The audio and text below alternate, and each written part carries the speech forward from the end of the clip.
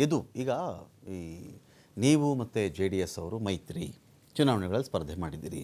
ಅದು ಚುನಾವಣೆಗೆ ಮಾತ್ರ ಇತ್ತಾ? ಈಗ ನಿಖಿಲ್ ಕುಮಾರಸ್ವಾಮಿ ರಾಜ್ಯದಿಂದ ಓಡಾಡ್ತಾ ಇದ್ದಾರೆ, ರಾಜ್ಯಕ್ಕೆ ಕುಮಾರಣ್ಣ, ದೇಶಕ್ಕೆ ಮೋದಿ, ಈ ಮಾತೆಲ್ಲ ಅವ್ರ ಬಾಯಲ್ಲಿ ಬರ್ತಿದ್ದಾಗ ಸೊ ರಾಜ್ಯಕ್ಕೆ ಕುಮಾರಣ್ಣ ಆಗೋದಾದರೆ BJPಯಿಂದ ಯಾರಿಗೂ ಮುಖ್ಯಮಂತ್ರಿ ಆಸೆ ಇಲ್ಲ, BJP ಪಕ್ಷ ಗೆಲ್ಲಲ್ಲ, BJP ಪಕ್ಷದಿಂದ ಯಾರೂ ಇಲ್ಲವೇ ಇಲ್ಲ, ಅದು ಆ ಥರ ಅರ್ಥ ಮಾಡ್ಕೊಳ್ಬೇಕಾ?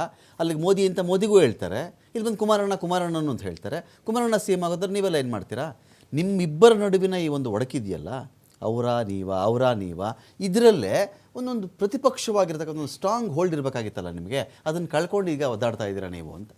ಇಲ್ಲ ಸರ್, ಆ ಥರ ಅಲ್ಲ. ನೋಡಿ, JDS ಅವ್ರದ್ದು ಇಂಡಿವಿಜುವಲ್. ಕುಮಾರಣ್ಣ CM ಆಗಲ್ಲ, ಇಂಡಿವಿಜುವಲ್ CM ಆಗಲ್ಲ. ಈಗ ನಾನು ನನ್ನ ಪಕ್ಷದ ಹೇಳ್ತಾ ಇದ್ದೀನಿ. ಓಕೆ, ಇವಾಗ ಇಂಡಿವಿಜುವಲ್ ಪಕ್ಷ ಅವ್ರದ್ದು, ಪಕ್ಷ ಸಂಘಟನೆ ಮಾಡ್ತಾ ಇದ್ದಾರೆ. ಪಕ್ಷ ಸಂಘಟನೆ ಮಾಡಿದ್ರೆ ಅವ್ರ ಪಕ್ಷದ ಅವ್ರು ಮಾತಾಡ್ತಾ ಇದ್ದಾರೆ, ಅವ್ರ ಪಕ್ಷದ ಅವ್ರು ಮಾತಾಡ್ತಾ ಇದ್ದಾರೆ. ನಾವ್ ಹೇಳೋದೇನು ಅಂದ್ರೆ, ನಾವು ಮೈತ್ರಿಲಿ ಇರುವಂತದ್ದು.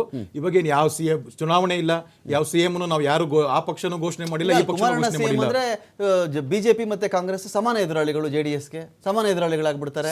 ಈ ತರ ಎದುರಾಳಿ ಅಂತ ನೀವು ಮಾತಾಡ್ಕೊಂಡಾಗ ನೀವಿಬ್ರು ನೋಡಿ ಒಗ್ಗಟ್ಟಿಲ್ಲ, ಇವ್ರ ಮೇಲೆ ನೀವೇನು ಫೈಟ್ ಮಾಡಿ? ಇಂಡಿವಿಜುವಲ್ ಪಕ್ಷಕ್ಕೆ ಅವ್ರ ಪಕ್ಷನ ಸಂಘಟನೆ ಮಾಡುವಂತ ಸಮರ್ಥ ಇರ್ದೇ ಇರುತ್ತಲ್ವ ಸರ್. ಇವಾಗ ನಾವು ಸದಸ್ಯತ್ವ ಅಭಿಯಾನ ಮಾಡಿದ್ವಿ, ನಮ್ಮ ಪಕ್ಷದ ಏನೇನು ಚುನಾವಣೆಗಳಿರುತ್ತೋ ನಾವು ಮಾಡ್ತಾ ಇದ್ದೀವಿ, ಅದು ಅವ್ರ ಪಕ್ಷದಿದ್ದ ಅವ್ರ ಪಕ್ಷದ ಮಟ್ಟಿಗೆ ಹೇಳ್ತಾರೆ ಹೊರತು ಇದು ಎರಡು ಸೇರಿ ಪಕ್ಷದ ಅಂತ ಹೇಳ್ತಾ ಇಲ್ಲ. ಕುಮಾರಸ್ವಾಮಿ ಅವರು ಹೇಳ್ತಾ ಇದ್ದು 2028 ಒಟ್ಟು ಚುನಾವಣೆಗೆ ಹೋಗ್ತೀವಿ ಅಂತ ಹೇಳ್ತಾ ಇರುವಂತದ್ದು. ಚುನಾವಣೆಗೆ ಎದುರಿಸ್ತೀವಿ, ನಮ್ಮ ಸರ್ಕಾರಗಳು ಬರ್ತವೆ ಅಂತ ಅಂದ್ಬಿಟ್ಟು BJP ಮತ್ತೆ JDS ಸರ್ಕಾರ ಬರುತ್ತೆ ಅಂತ. ಆದ್ರೆ ಅದು ಬಿಟ್ಟು ಬೇರೆ ಯಾವ್ದು ಹೇಳಿಲ್ವಲ್ಲ ಅದಲ್ಲಿ. ಸಂಘಟನಾತ್ಮಕವಾಗಿ ಅವ್ರೇನ್ ಪ್ರವಾಸ ಮಾಡ್ತಾ ಇದ್ದಾರೆ, ಸಂಘಟನಾತ್ಮಕವಾಗಿ ಜಿಲ್ಲೆಗಳು ಪ್ರವಾಸ ಮಾಡ್ತಾ ಇದ್ದಾರೆ, ಅದು ಅವ್ರು ಹೇಳ್ತಾ ಇದ್ದಾರೆ. ಅದೇ ರೀತಿ ಸಂಘಟನಾತ್ಮಕವಾಗಿ ಕರ್ನಾಟಕದಲ್ಲೂ 39 ಸಂಘಟನಾತ್ಮಕ ಏನ್ ಜಿಲ್ಲೆ ಇದೆ, ನಾವು ಸಂಘಟನಾತ್ಮಕವಾಗಿ ಪ್ರತಿ ದಿನ ಏನಿರುತ್ತೋ ಅದನ್ನ ನಾವು ಮಾಡ್ತಾ ಇದ್ವಿ. ಅದರಲ್ಲಿ ತಪ್ಪಿಲ್ಲಲ್ವಲ್ಲ ಸರ್. ಅಲ್ಲಿ ಸಂಘಟನೆ ದೃಷ್ಟಿಯಿಂದ ನಾವು ಮಾಡ್ತೀವಿ, ಸಂಘಟನೆ ದೃಷ್ಟಿಯಿಂದ JDS ಮಾಡ್ತಾರೆ. ಚುನಾವಣೆ ಬಂದಾಗ ಅದು ನಿರ್ಧಾರ ಆಗುವಂಥದ್ದು, ಸೀಟ್ ಮೇಲೆ ನಿರ್ಧಾರ ಆಗೋದಂಥದ್ದಾಗ್ಬೋದು, ಗೆದ್ದ ಮೇಲೆ ನಿರ್ಧಾರ ಆಗೋದಾಗ್ಬೋದು, ಅದು ವರಿಷ್ಠ ನಿರ್ಧಾರ. ಇವ್ರ ವಿರುದ್ಧ ಹೋರಾಡೋದು ಯಾರು? ಪಕ್ಷ ಸಂಘಟನೆ ಮಾಡ್ಕೊಳ್ಳಿ, ನೀವು ಮಿಸ್ ಕಾಲ್ ಅಭಿಯಾನ ಕೊಟ್ಕೊಳ್ಳಿ, ಮೆಂಬರ್ಶಿಪ್ ಅಭಿಯಾನ ಮಾಡ್ಕೊಳ್ಳಿ, ನಿಮ್ಮ ಪಾರ್ಟಿಗೆ ಬಿಟ್ಟಿದ್ದು. ಇವ್ರ ಮೇಲೆ ಏನು ಫೈಟ್ ಮಾಡ್ತಾ ಇದ್ದೀರಿ ನೀವು? ಸರ್, ಇವಾಗ ಮೈಕ್ಗಳ ಮುಂದೆ ಫ್ರೀಡಂ ಪಾರ್ಕಲ್ಲಿ ಕೆಲವು ಕಡೆಗಳಲ್ಲಿ ಕೆಲವು ನಾಯಕರು ಮಾತಾಡೋದು, ಇಲ್ಲಿ ಇಷ್ಟಕ್ಕೆ ಹೋರಾಟ ಅಂದ್ರೆ ಇಷ್ಟಕ್ಕೆ ಮುಗಿದೋಯ್ತಲ್ಲಿಗೆ. ಸರ್, ಇವಾಗ ಪ್ರತಿಭಟನೆ ಬೆಂಗಳೂರಲ್ಲಿ ಮಾಡಬೇಕು ಅಂತಂದ್ರೆ ಫ್ರೀಡಂ ಪಾರ್ಕ್ ಬಿಟ್ಟು ಬೇರೆ ಯಾವುದು ಇಲ್ಲವಲ್ಲ ಸರ್. ಅದೊಂದು ಪಾಲಿಸಬೇಕಾಗತ್ತೆ ಒಂದು. ಮತ್ತೆ ಪ್ರತಿಭಟನೆ ನಾವು ಮಾಡ್ಬೇಕು, ಜಂಟಿಯಾಗಿ ಮಾಡಿದ್ರಿಂದನೇ ಮೂಡೋದೇನಾಯ್ತು ಅನ್ನೋದು ತಮಗೆ ಗೊತ್ತಿದೆ. ಹಲವಾರು ಬಾರಿ ಹೇಳಿರುವಂಥದ್ದು, 14 ಸೈಟ್ ವಾಪಸ್ ಬಂದಿದ್ದಂಥದ್ದು.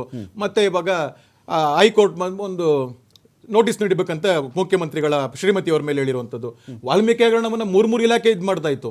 ಈಗ ಹೈಕೋರ್ಟ್ ಮಾನಿಟರ್ಡ್ ಆಗಿದೆಲ್ಲ ಸರ್. ಹೈಕೋರ್ಟ್ ಮಾನಿಟರ್ಡ್ ಆಗಿ ವಾಲ್ಮೀಕಿ ಹಗರಣದಲ್ಲಿ ಮುಖ್ಯಮಂತ್ರಿಗಳೇ ಸ್ವತಃ 90 ಕೋಟಿ ಆಗಿದೆ, ಎಲ್ಲೆಲ್ಲಿದೆ ಅಂತ ಅನ್ನೋದನ್ನ ಈಗ CBIಗೆ ಹೋಯ್ತಲ್ಲ ಸರ್. ಅಲ್ಲಿ ಇದು ಹೋರಾಟಕ್ಕೆ ಸಂದಿದ್ದ ಜನ ಯಾರು ಮುಖ್ಯಮಂತ್ರಿ ಆಗಿರ್ತಾರೆ, ಯಾರು ಆಗಿರಬಾರ್ದು ಅನ್ನೋದ್ರ ಮೇಲೆ ನಿಮ್ಗೆ ಏನಾದ್ರು ಪ್ರಾಬ್ಲಮ್ ಅಥವಾ ನಿಮ್ಗೆ ಏನಾದ್ರು ಪಾಸಿಟಿವ್ ನೆಗೆಟಿವ್ ಇದೆಯಾ ಅದರಲ್ಲಿ? ಸರ್, ಯಾರೇ ಆದ್ರೂ ನಮ್ಗೇನ್ ಬೇಕಾಗಿರುವಂತದ್ದು, ಜನರ ಪರವಾಗಿ ಅವ್ರು ಇರುವಂತದ್ದು ಬರ್ಬೇಕು, ಕೆಲಸ ಮಾಡ್ಬೇಕು. ಶಾಸ್ತ್ರ ಹೇಳ್ತಾ ಇರ್ತೀರಾ, ದಸರಾಗಿ ಹಿಂಗೆ, ಡಿಸೆಂಬರ್ಗೆ ಹಿಂಗೆ, ಜನವರಿಗೆ ಹಿಂಗೆ, ಪ್ರತಿ ಹಬ್ಬ ಆಷಾಢಕ್ಕೆ ಹಿಂಗೆ, ಶ್ರಾವಣಕ್ಕೆ ಹಿಂಗೆ ಅಂತ ಅವ್ರು ನಡ್ಕೊಳ್ಳೋ ರೀತಿ ಹಂಗಿರುತ್ತೆ ಸರ್. ಅಲ್ಲಿ ನೀವ್ ಯಾಕೆ ಹೇಳ್ತೀರಿ? ನಾವ್ ಹೇಳ್ತಾ ಇದ್ದೀವಿ, ಜವಾಬ್ದಾರಿಯಿಂದ ಕೆಲಸ ಮಾಡಿ ಅಂತ ಹೇಳ್ತಾ ಇದೀವಿ. ಜವಾಬ್ದಾರಿಯಿಂದ ಕೆಲಸ ಮಾಡಿದ್ರೆ ಕಳ್ಳೆಟ್ ಆಟ ಆಡ್ಕೊಂಡು ದಪ್ಪ ಚರ್ಮದ ಏನೇ ಹೇಳಿದ್ರು ನಮ್ಗೇನು ಅನ್ಸೋದೇ ಇಲ್ಲ ಅಂತ ಇದು ಮಾಡುವಂತ ಸರ್ಕಾರಕ್ಕೆ ಏನ್ ಹೇಳಕ್ಕಾಗುತ್ತೆ ಸರ್? ಅದಲ್ಲಿ ಹೇಗಾದ್ರೂ ಆಳ್ಬಿದ್ದು ಹೋಗ್ಲಿ, ಜನ ಕೆಲಸ ಮಾಡ್ರಿ ಅಂತ ಹೇಳ್ತಾ ಇರುವಂತದ್ದು. ಅವ್ರು ಏನೋ ಬಿನೋ ಸಿನೋ ಯಾರಾದ್ರೂ CM ಆಗ್ಲಿ, ಜನರು ಕೆಲಸ ಮಾಡ್ತಾ ಇದೀವಿ ಅಂತ ಹೇಳ್ತಾ ಇರುವಂತದ್ದು. ಆದ್ರೆ ನಾವಿಲ್ಲಿ 2 ವರ್ಷದಿಂದ ನಾವು ಸರ್ಕಾರ ಬಂದಿದ್ದಂಥದ್ದು ಭ್ರಷ್ಟಾಚಾರ ಮುಕ್ತ. ನಾವು 2 ವರ್ಷದಿಂದ ನಾವು ಭ್ರಷ್ಟಾಚಾರದ ಬಗ್ಗೆನೇ ಮಾತಾಡ್ತಾ ಇದೀವಿ, ಭ್ರಷ್ಟಾಚಾರ ಬಿಟ್ಟು ಬೇರೆ ಯಾವ್ದು ಮಾತಾಡ್ತಾ ಇಲ್ಲ. ಸೊ ಅದು ಹೇಗೆ ವಿಭಿನ್ನ ಆಗುತ್ತೆ? ಜನರು ನಿಮಗೆ ಆಯ್ಕೆ ಮಾಡಿದಂತ ತಪ್ಪು ಮಾಡಿದ್ದಾರೆ, ಅದಕ್ಕೆ ಪಶ್ಚಾತ್ತಾಪ, ಬೆಲೆ ಏರಿಕೆ, ಅದ್ರ ವಿರುದ್ಧ ನಾವು ಪಶ್ಚಾತ್ತಾಪ ಪಡ್ತಾ ಇದ್ದಾರೆ. ಜನ ಯಾವಾಗ ತೊಲಗುತ್ತೆ ಅಂತ ಇದ್ದಾರೆ. ಆಕ್ರೋಶ ಹೆಂಗ್ ತಿನ್ಸ್ಕೋಬೇಕು? ಆಗಲ್ಲ. ಇಲ್ಲ ಮಧ್ಯಂತರ ಚುನಾವಣೆ ನಡಿಬೇಕು, ಇಲ್ಲ ಇವರೇ ರಾಜೀನಾಮೆ ಕೊಟ್ಟು ಹೋಗ್ಬೇಕು, ಇಲ್ಲ ಬೇರೆ ಏನಾದ್ರು. ಉಪಚುನಾವಣೆ ಆಯ್ತಲ್ಲ, ಆಕ್ರೋಶವಾಗಿ ವ್ಯಕ್ತ ಆಗ್ಬೇಕಾಗಿತ್ತಲ್ಲ. ಸೊ ಉಪಚುನಾವಣೆಗಳಲ್ಲಿ ಹಲವಾರು ಬಾರಿ ಯಾವ ಸರ್ಕಾರ ಇರುತ್ತೋ ಅದ್ರ ಮೇಲೆನೆ ಒಲವಿರುತ್ತೆ ಅನ್ನೋದು ಸಾಬೀತಾಗಿರುವಂತದ್ದು. ಈ ಉಪಚುನಾವಣೆ ಅದೇ ತರ ಇರುತ್ತೆ. ನಾವು ಸರ್ಕಾರದಲ್ಲಿ ಉಪಚುನಾವಣೆ ಇದ್ದಾಗ 10ಕ್ಕಿಂತ ಹೆಚ್ಚು ಒಂದು ಸೀಟ್ ನಾನು ಹೇಳ್ತಾ ಇರೋದು ಔಟ್ ಆಫ್ 3 ಇರುತ್ತೆ ಸರ್. ಅಲ್ಲಿ ಮನಿ ಮಜಲ್ ಯಾರ ಹತ್ರ ಇಲ್ಲ ದಿನೇಶ್? ಯಾರ ಹತ್ರ ಮನಿ ಮಜಲ್ ಇಲ್ಲ? ಏನ್ ಬೇರೆಲ್ಲ ಹುಣಸೆ ಬೀಜ ಹಂಚ್ಬಿಟ್ಟಿದ್ರಾ?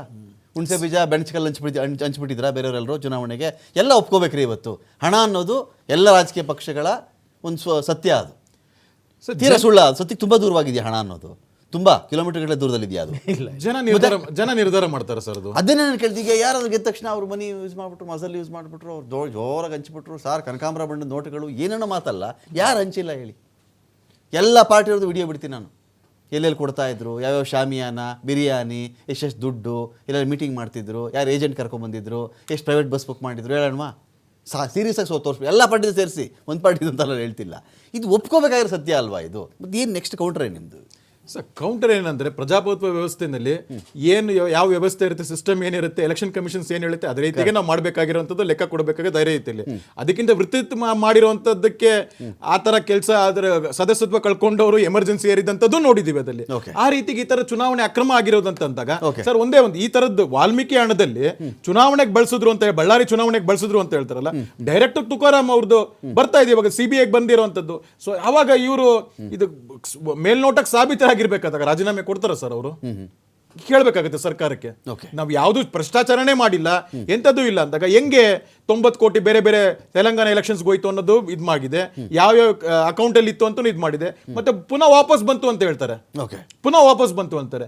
ಇದನ್ನ ಯಾವ ರೀತಿ ಕಳ್ಳಾಟ ಸರ್ಕಾರ ಅಧಿಕಾರಿಗಳು ಮಾಡಿದ್ದು ಅಂತ ಅವ್ರು ಹೇಳೋದು ಸರ್? ಹಾಗಾದ್ರೆ ಈ ಅಧಿಕಾರಿಗಳಿಂದ ವಶಪಡಿಸಿಕೊಂಡಿದ್ದೀವಿ ಸರ್. ಹಾಗಾದ್ರೆ ಈ ಸರ್ಕಾರದಲ್ಲಿ ಏನೇ ಭ್ರಷ್ಟಾಚಾರ ಆದ್ರೂ ಅಧಿಕಾರಿಗಳದ್ದು, ಆತ್ಮಹತ್ಯೆ ಮಾಡಿದ್ರು ಅಧಿಕಾರದ್ದು, ಸರ್ಕಾರದ ಹೊಣೆಗಾರಿಕೆ ಏನು, ಸರ್ಕಾರ ಜವಾಬ್ದಾರಿ ಏನು? ದಿನೇಶ್ ಆಯ್ತು, ಇದೇ ಕೇಸಲ್ಲಿ ಇಡಿ ಎಂಟರ್ ಆಯ್ತಲ್ಲ, ಏನ್ ಮಾಡ್ತು? ಇವ್ರದೇ ಇಡಿ, ಇವ್ರದೇ ಸಿಬಿಐ, ಇವರೇ ಸ್ವಾಯತ್ತ ಸಂಸ್ಥೆ ಅವ್ರದ್ದು ಕೇಂದ್ರ ಸರ್ಕಾರದ ಅಂಡರ್ ಇರವೆ ಎವಿಡೆನ್ಸ್ ಕೊಟ್ಟು ಒಳಕ್ ಹಾಕ್ಬೋದಲ್ಲ.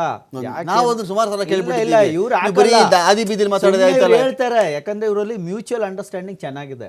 ಇವತ್ತು ಬಿಜೆಪಿ ಮತ್ತೆ ಕಾಂಗ್ರೆಸ್ ರಾಜ್ಯದಲ್ಲಿ ಹಂಗಾದ್ರೆ ಇದು ಜೆಡಿಎಸ್ ಬಿಜೆಪಿ ಕಾಂಗ್ರೆಸ್ ಸರ್ಕಾರ, ಜನತಾದಳ ಕಾಂಗ್ರೆಸ್ ಬಿಜೆಪಿ ಸರ್ಕಾರ ಇಲ್ಲಿ ನಡೀತಾ ಇರೋದು. ಎಲ್ರು ಹಂಚ್ಕೋತಾರೆ, ಯಾರು ಅದ್ರ ವಿರುದ್ಧ ಮಾತಾಡಲ್ಲ. ಇವತ್ತು ಆರೋಗ್ಯದ್ದು, ಶಿಕ್ಷಣದ್ದು, ಲ್ಯಾಂಡ್ ಆರ್ಡರ್ದು ಜೊತೆ ಆಟ ಯಾರು ಪಾರ್ಟ್ನರ್ಶಿಪ್ ಮಾತಾಡಲ್ಲ. ಯಾಕಂದ್ರೆ ಅವ್ರಿಗೆಲ್ಲ ಅಂಡರ್ಸ್ಟ್ಯಾಂಡಿಂಗ್ ಚೆನ್ನಾಗಿದೆ. ಇವತ್ತು ಈ ವ್ಯವಸ್ಥೆಗಳನ್ನ ಈಗ ಭ್ರಷ್ಟಾಚಾರದ ವಿರುದ್ಧ ಹೋರಾಡಕ್ಕೆ ಯಾರೂ ರೆಡಿ ಇಲ್ಲ. ಯಾಕಂದ್ರೆ ಈ ಬೆಕ್ಕಿನ ಕತ್ತೆ ಗಂಟೆ ಕಟ್ಟೋರು ಯಾರು ಅನ್ನೋ ಪರಿಸ್ಥಿತಿ ರಾಜ್ಯದಲ್ಲಿದೆ. ಇವ್ರು ಬಂದ್ರು ಅದೇ, ಅವ್ರು ಬಂದ್ರು ಅದೇ, ಈ 3 ಜನದಲ್ಲಿ ಯಾರು ಬಂದ್ರು ಒಂದೇನೆ. ಪರಿಸ್ಥಿತಿ ಅಂತೂ ಸುಧಾರಿಸಿ. ನೀವು ನಿಮ್ಮ ಪಾರ್ಟಿ ಅಂತೂ ಎಲೆಕ್ಷನ್ ಬಂದಾಗ ಅಷ್ಟೇ, ನೀವು ಎಲೆಕ್ಷನ್ ಬಂದಾಗ ಕೇಜ್ರಿವಾಲ್ ಅವರು ಸ್ವಲ್ಪ ಗಟ್ಟಿಮುಟ್ಟಾಗಿದ್ದಾಗ ಕರ್ಕೊಂಡ್ಬಂದು 2 ಸಲ ಮಾತಾಡ್ಸ್ಬಿಡೋದು ಅಷ್ಟೇ ನಿಮ್ಮ ಪಾರ್ಟಿ. ಇವತ್ತು ಕರ್ನಾಟಕದಲ್ಲಿ ಚಟುವಟಿಕೆ ಇಲ್ಲ. ಕರ್ನಾಟಕದಲ್ಲಿ ಚಟುವಟಿಕೆಗಳಿಗೆ ಏನಾಗ್ತಾ ಇದೆ ಅಂದ್ರೆ ನಮ್ದು ಲಿಮಿಟೆಡ್ ರಿಸೋರ್ಸ್ಗಳು, ಲಿಮಿಟೆಡ್ ನಾಯಕರುಗಳು. ಈಗ ಏನಾಯ್ತು, ನಾವು ಈಗ ಗುಜರಾತ್ ಅಲ್ಲಿ ಮೊನ್ನೆ ಬೈ ಎಲೆಕ್ಷನ್ ಅಲ್ಲಿ ಗೆದ್ದಿದ್ದೀವಿ, ಮತ್ತೆ ಪಂಜಾಬ್ ಅಲ್ಲಿ ಬೈ ಎಲೆಕ್ಷನ್ ಅಲ್ಲಿ ಗೆದ್ದಿದ್ದೀವಿ. ಅಂದ್ರೆ ನಮ್ಮ ಪಕ್ಷದಲ್ಲೂ ಕೂಡ ಫಂಡ್ಸ್ ಇಲ್ಲ. ಇವ್ರ ತರ ಯಾವ್ದೋ ಇದ್ ಮಾಡ್ಕೊಂಡ್ರಲ್ಲ, ಸ್ಕೀಮ್ಗಳು ಮಾಡ್ಕೊಂಡು ಫಂಡ್ಸ್ಗಳು ಹಾಕೊಂಡು, ಆ ಥರನೂ ನಮಗೆ ಫಂಡ್ಸ್ ಇಲ್ಲ. ಆ ಥರ ಏನಾದ್ರು ಇದ್ದಿದ್ರೆ ನಮ್ಗಾರು ಒಂದ್ ಸ್ವಲ್ಪ, ನಮ್ಗೆ ದೇಣಿಗೆನೂ ಇಲ್ಲ ಪಕ್ಷಕ್ಕೆ. ಇವೆಲ್ಲ ಇದ್ದುಕೊಂಡು ನಾವು ಲಿಮಿಟೆಡ್ ರಿಸೋರ್ಸ್ ಅಲ್ಲಿ ಇಷ್ಟು ಹೋರಾಟ. ಜನ ದೇಣಿಗೆನೂ ಕೊಡಕ್ ಮುಂದೆ ಬರ್ತಾ ಇಲ್ವಾ? ನಿಮ್ಮ ಪಾರ್ಟಿ ನಂಬ್ತಾ ಇಲ್ವಾ ಜನ? ಆ ಥರ ಅಲ್ಲ ಸರ್. ಈಗ ದೇಣಿಗೆ ಕೊಟ್ಟರು ಇವ್ರದ್ದು ಸಿಬಿಐ ಇಡಿ ಬಿಡ್ತಾರೆ ಅವ್ರ ಮೇಲೆ. ಆ ಪರಿಸ್ಥಿತಿಗೆ ಬಂದ್ಬಿಟ್ಟಿದೆ. ಈಗ ನೀವು ಎಲೆಕ್ಟ್ರಲ್ ಬಾಂಡ್ ತಗೋತೀರಾ ಅನ್ಕೊಳ್ಳಿ, ತಗೊಂಡ್ರೆ ಅದನ್ನ ಈ ಒಂದು ಬಾಕ್ಸಿಂಗ್ ಅಂತ ಬಂದಾಗ ಇಬ್ರು ಮುಷ್ಟಿ ಮಲ್ಲರು ರೆಡಿ ಆಗ್ಲೇಬೇಕ್ರಿ. ಊಟ ತಿಂದಿರ್ಲಿಲ್ಲ, ಇವತ್ತು ಹಾಲು ಕುಡಿದಿರ್ಲಿಲ್ಲ, ಚೆನ್ನಾಗಿ ಊಟ ತಿಂದ್ಬಿಟ್ಟಿದ್ದ, ತುಂಬಾ ಗಟ್ಟಿಯಾಗಿತ್ತು ಕೈ. ಜನ ಯಾವಾಗ ರೋಷ ಪಂದ್ಯ ಆದ್ಮೇಲೆ ಪಂದ್ಯ ಅಷ್ಟೇ. ನಾನು ಹೇಳ್ತಾ ಇರೋದು, ಜನ ಕಂಪ್ಲೀಟ್ ಆಗಿ ನಮ್ಗೆ ಈ ಈಗ ಏನು ಇವ್ರದ್ದು ಆರ್ಗನೈಸ್ ಪೊಲಿಟಿಕಲ್ ಪಾರ್ಟಿಗಳು, ದುಡ್ಡುಗಳು, ಬಿಲ್ಡಿಂಗ್ಗಳು, ಕಾರ್ಯಕರ್ತರುಗಳನ್ನ ಎಲ್ಲ ಒಂದು ಫ್ರೀಕ್ವೆನ್ಸಿ ಮಾಡ್ಕೊಂಡು ಆಡಳಿತ ಮಾಡ್ತಾ ಇದಾರಲ್ಲ, ಈ ತರ ಬೇಡ ನಮ್ಗೆ. ಕಂಪ್ಲೀಟ್ಲಿ ನಮಗೆ ಆಮ್ ಆದ್ಮಿ ಪಕ್ಷದ ಥರ ಬರಬೇಕು, ಡೆಲ್ಲಿಲಿ ಪಂಜಾಬಲ್ಲಿ ಏನು ಆಡಳಿತ ಮಾಡೋರು ಆ ಥರ ಬರಬೇಕು ಅಂತ ಕೇಳಿದಾಗ ಅಷ್ಟೇ ನಾವು ಕೊಡೋಕ್ಕೆ ಸಾಧ್ಯ. ಇವತ್ತು ನೋಡಿ, ಡೆಲ್ಲಿಲಿ ಇನ್ನೂ 6 ತಿಂಗಳು ಏನು ಕಂಪ್ಲೀಟ್ ಆಗಿಲ್ಲ ಬಿಜೆಪಿ ಆಡಳಿತ. ಯಾವ ಲೆವೆಲ್ಗೆ ಫೇಲ್ಯೂರ್ ಆಗಿದೆ ಅಂದರೆ, ಅಲ್ಲಿರೋ ಸ್ಲಮ್ಗಳ ಮನೆಗಳೆಲ್ಲ ಒಡೆದಾಕಿದ್ರು. ಮತ್ತೆ ಇವತ್ತು ಅಲ್ಲಿರೋ ನೀರು ಕೊಡ್ತಾ ಇಲ್ಲ, ಕರೆಂಟು 4 ಅವರ್, 1 ನಿಮಿಷ ಕರೆಂಟ್ ಹೋಗದೆ ಇದ್ದಿದ್ದು ಇವತ್ತು 4 ಅವರ್ 6 ಅವರ್ ಪವರ್ ಕಟ್ ಆಗ್ತಾ ಇದೆ. ಆಮೇಲೆ ಇವತ್ತು ವೆಹಿಕಲ್ಗಳು ಅವ್ರಿಗೇನು ಆಡ್ ಅಂಡ್ ಈವನ್ ನಂಬರ್ ಮಾಡಿದ್ರು, ಆ ಕಾರ್ಗಳನ್ನೆಲ್ಲ diesel thank you Dinesh Feravalli, thank you Yadukumar ಗೌಡ್ರೆ, ಥ್ಯಾಂಕ್ ಯು ರಘು ದೊಡ್ಡೇರಿ. ಈ ಇಡೀ ವಿಚಾರದಲ್ಲಿ ಒಂದು ಹಂತಕ್ಕಂತೂ ಸಿದ್ದರಾಮಯ್ಯನವರ ಹೇಳಿಕೆಯಿಂದ ಈ ಮುಖ್ಯಮಂತ್ರಿ ಬದಲಾವಣೆ ಎನ್ನುವ ಒಂದು ವಿಚಾರಕ್ಕೆ ಫುಲ್ ಸ್ಟಾಪ್ ಬಿದ್ದಂತೆ ಕಾಣಿಸ್ತಾ ಇದೆ. ಹೈಕಮಾಂಡ್ನ ಮಾತುಗಳು, ಹೈಕಮಾಂಡ್ನ ಮುಂದಿನ ದಾರಿ ಗೊತ್ತಿಲ್ಲ. ಮುಂದೆ ಕರ್ನಾಟಕದಲ್ಲಿ ಇದರೊಂದಿಗೆ ಇನ್ನೂ ಸ್ಟ್ರಾಂಗ್ ಆಗಿರ್ತಕ್ಕಂಥ ಒಂದು ನಿರ್ಧಾರಗಳಾಗಬಹುದಾ, ಅಥವಾ ಮತ್ತೊಮ್ಮೆ CM ಕುರ್ಚಿ ವಿಚಾರದಲ್ಲಿ DK ಶಿವಕುಮಾರ್ ಅಥವಾ ಸಿದ್ದರಾಮಯ್ಯನವರ ಫೈಟ್ ಮುಂದುವರಿಯುತ್ತಾ ನೋಡೋಣ ಅಂತ ಹೇಳ್ತಾ ಡಿಬೇಟ್ ಮುಗಿಸ್ತಾ ಇದ್ದೀನಿ. ನಮಸ್ಕಾರ.